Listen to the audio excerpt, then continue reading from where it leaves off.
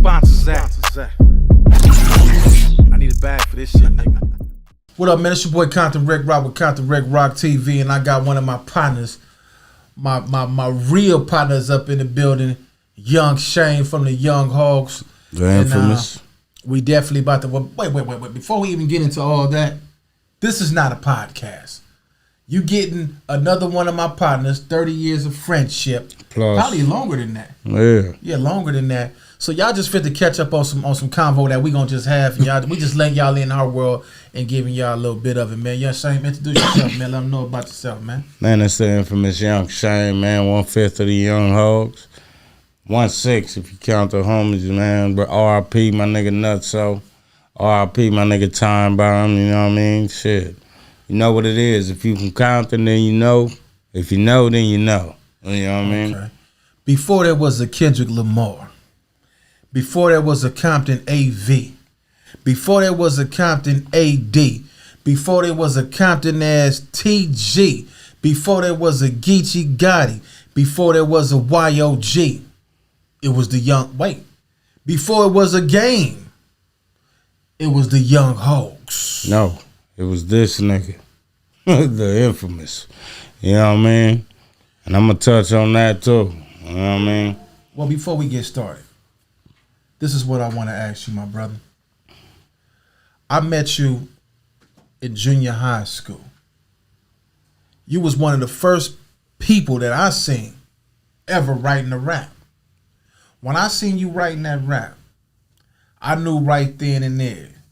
When I heard the lyrics back in them little machines that our mamas bought us for Christmas, I wanted to rap.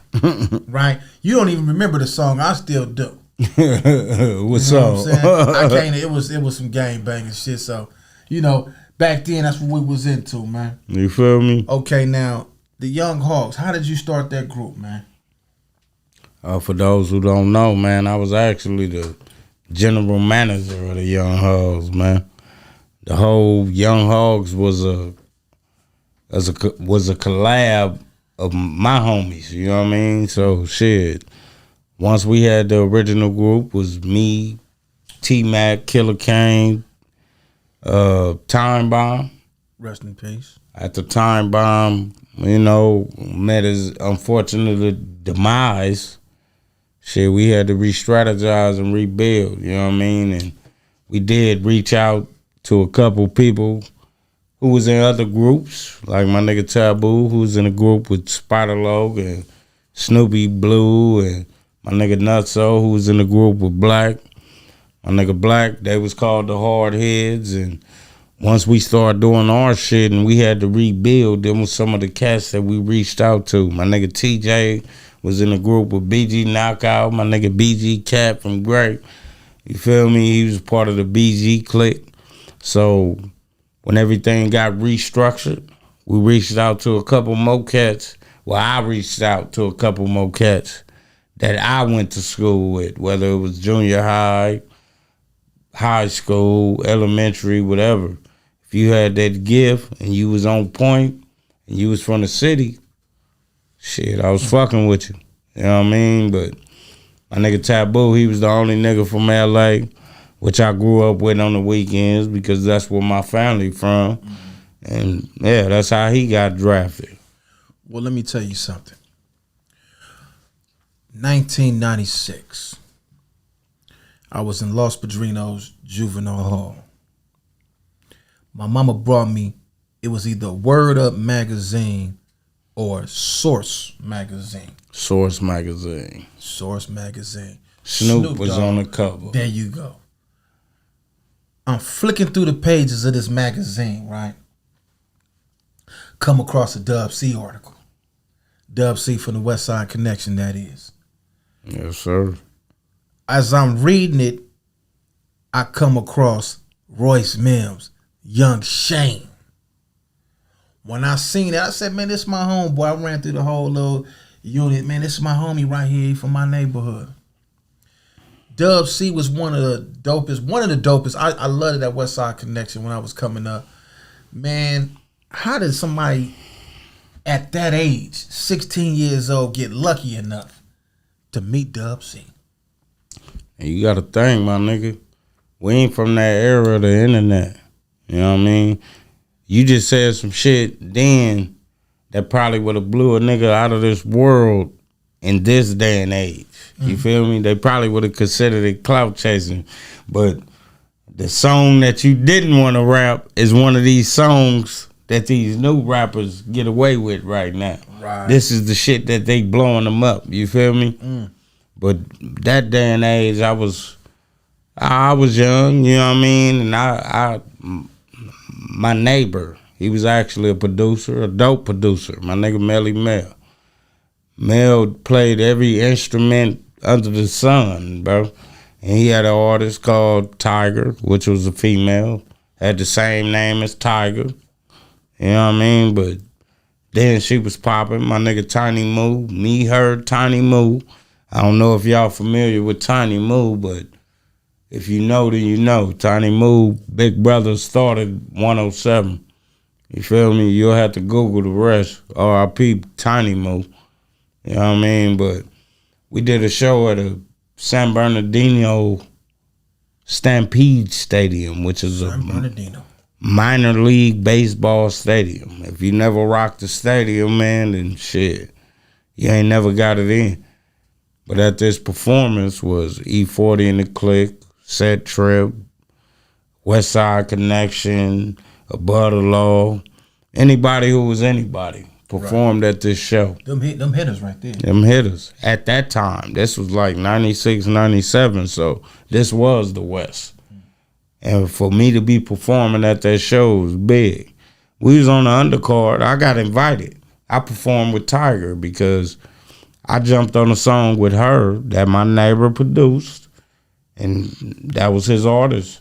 And it turned out to be one of the hottest songs that she did. So she needed me to perform on that card. You feel me? It was her hottest song. But how did you meet Dub C?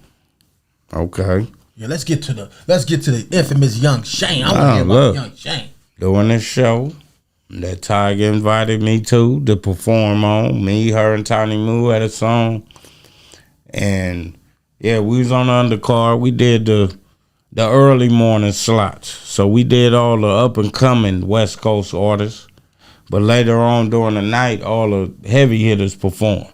The Dub C's, the E40s, and after we got off stage, shit, you know me, I'm a young nigga. I went straight to the food section, which was backstage. But while I'm backstage, I'm looking at Dub C artists, which was the Mad Circle.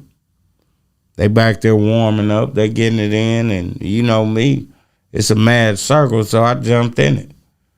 And while I'm in that Mad Circle doing what I do as a young hog, Crazy Tunes took it upon itself, R.I.P. Crazy Tunes, to go run and grab Dub C. Because I was in the back like a Tasmanian devil, nigga, back there tearing they circle apart. You feel me? And Dub being the real nigga he is, man, he came back there like, hey, mind you, I'm in high school. I'm a young nigga. I don't know no better. I wrote my number on a napkin. Nigga, we ain't had these cell phones and all this shit back then. It wasn't no YouTube a nigga can discover a nigga on or none of that. Nigga wrote his number on the napkin, my nigga. I wrote mine, he wrote his.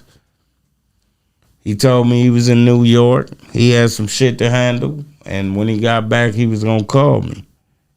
Few days passed, I ain't hear from him. I ain't think nothing of it. You feel me? I say about a good 30 days later, he miscellaneously called me out the blue while I was getting ready to go to school. Compton High. Told me he was on his way from New York, and when he got back, he was gonna tap in with me. And that's exactly what he did. You feel me? That's real nigga shit. Now, you've been fortunate enough to meet and interact with some real West Coast legends. I called you today and I said, hey, homie, I need you to do an interview with me. Before we even get to all these other people, let me get the people I came up with, the people I did skits with from the beginning, from childhood. Let's get my peers out the way first that do the same thing a lot of these other people doing. You agree. I came to your house in this picture back here. I said, look, man, let me take this to the office.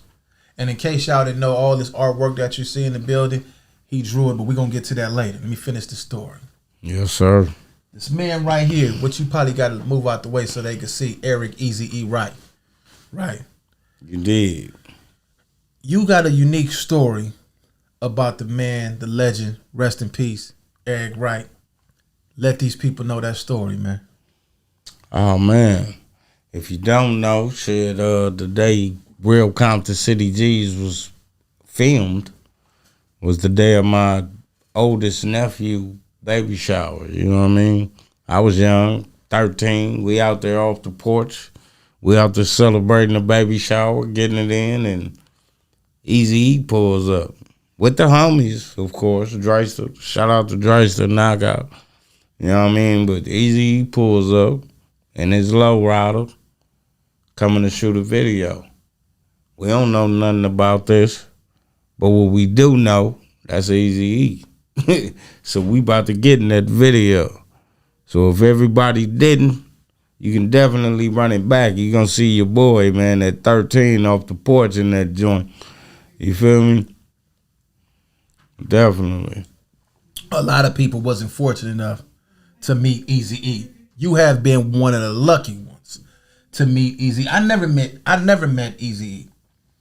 So, but me knowing my friend met Eazy-E, that I could always brag about that. Yeah, he been in the neighborhood. Yeah. I don't know where I was at, probably at my grandma's house, something, but I definitely missed that historical moment, man. Young Shane, the man that drew these pictures, man, how in the hell did you get into this here? Because you definitely dope.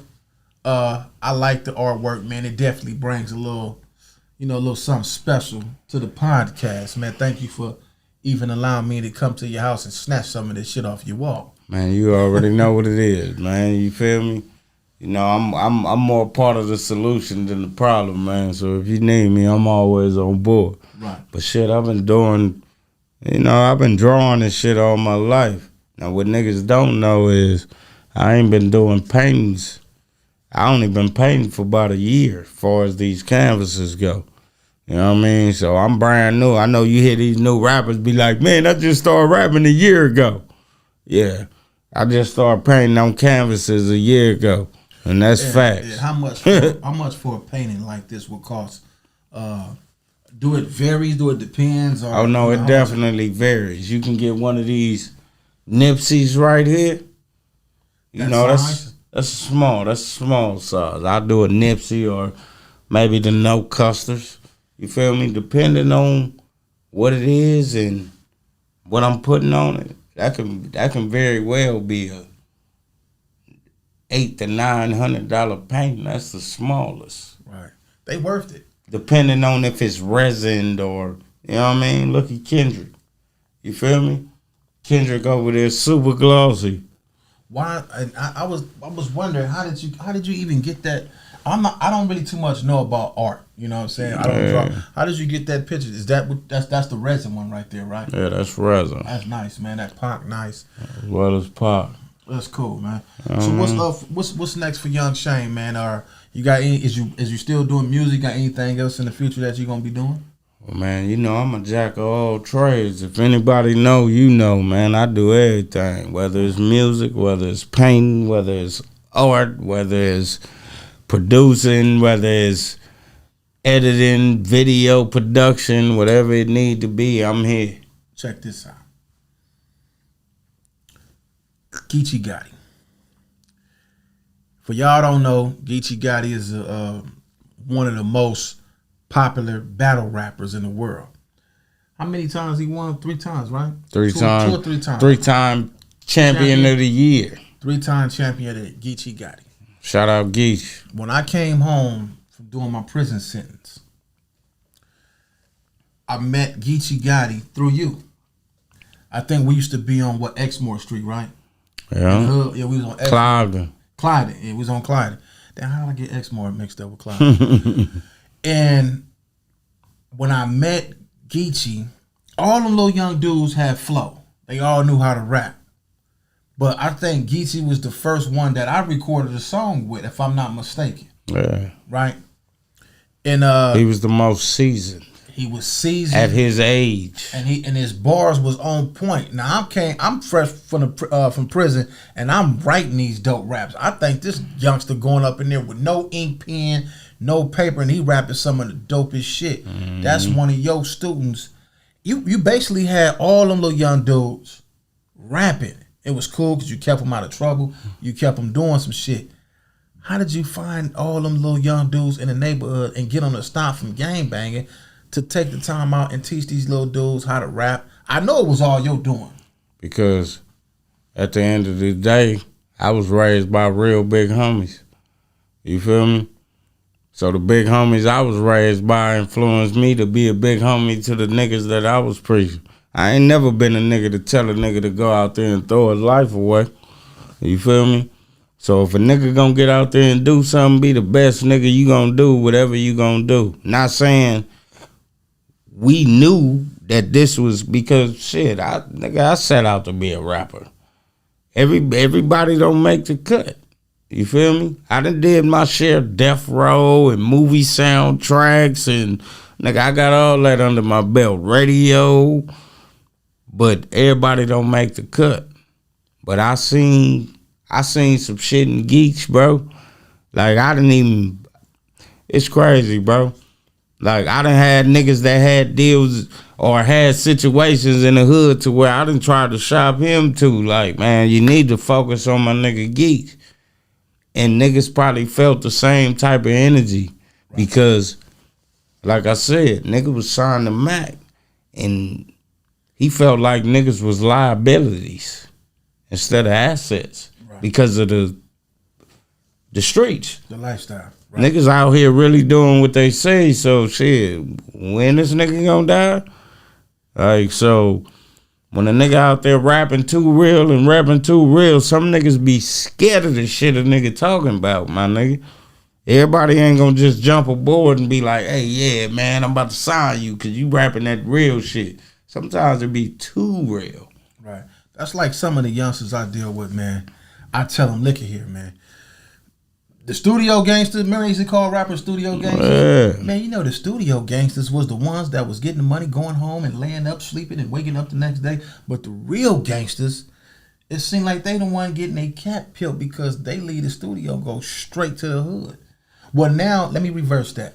Mm-hmm. Nowadays, the people that's not the gangsters is perpetrating to be the gang, and it seems like they the ones getting knocked down. Ain't that crazy? That's crazy. You know what I'm saying? And that's another shout out to Geechee because the podcast is no studio. No studio. Now you see where that reference came from. No studio. You feel me? No studio. And that's something that came up out the hood. If you know, then you know. Ain't no studio. I mean, ain't no fake in the front. Right. No studio. No studio. Studio gangsters, no studio. So now y'all know. When y'all see Geechee Gotti with the no studioing, you already know what that is. No studio gangsters. Man, I like that Compton hat you got on, man. Positive vibes. So if they want to buy these paintings, man, where can they go to get them? Tap in with me, man, at YOUNG SHAME. That's Young Shane. That's on Instagram. That's on Facebook, that's on Twitter. Actually, my Facebook is the hottest around. You feel me? So tap in with me. You know what I mean? And you'll see why I'm the hottest around. Right. Now, I tell this story to my girl, right? I say, I went to Walden Junior High School, right? And I wasn't always this big. I used to be this size, right? This was one dude I used to be scared of, right? I used to be like, man, that's a crazy dude, man, right? And we end up becoming best friends, man. I've been knowing you for a long time. This is one dude. Anybody that know Royce, man, I'm gonna give you government, man, because they know who it is. Man, no Ricky. They know who it is. This is one dude that never switched up, never changed. Always, this is the same dude. Anybody that know and get in the comments and let them know. This is the same dude that we've been knowing since junior high school. Not only that, The nigga don't age. He looked the same. Everybody else did. You know. I don't know what kind of jeans y'all got, man, but he still looked the same from school, man. Man. And so look, man, it's your boy Compton Rick Rock, man. I got my boy Young Shame in the building. The infamous. Give them your social media sites, man, so they can follow you and get to know you a little more on their own time, man, besides here. Man, definitely tap in at YOUNG SHAME. That's Instagram. Young Shame.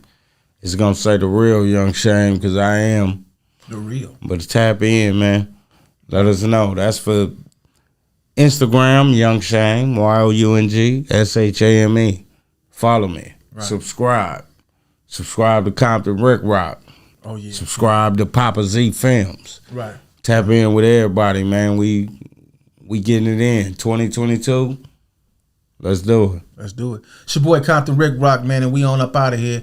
Y'all like and subscribe to this channel, man, and share these videos. Also, y'all can follow me on Instagram at Compton Rick Rock and Compton Rick Rock Videos. I got 2 pages. That's COMBTON period, RICC period, ROC. Follow my boy Papa Z Films. Follow Curb Serving. Y'all just tap in with us, man. We finna turn this YouTube channel up and get y'all some dope content. Positive vibes. Compton Rick Rock TV. And I'm out of here. It feel good to make a motherfucker laugh, and the nigga ain't stopping till a nigga get a bag. Shout out to everybody that's doing it. And if you niggas got dreams, keep pursuing it.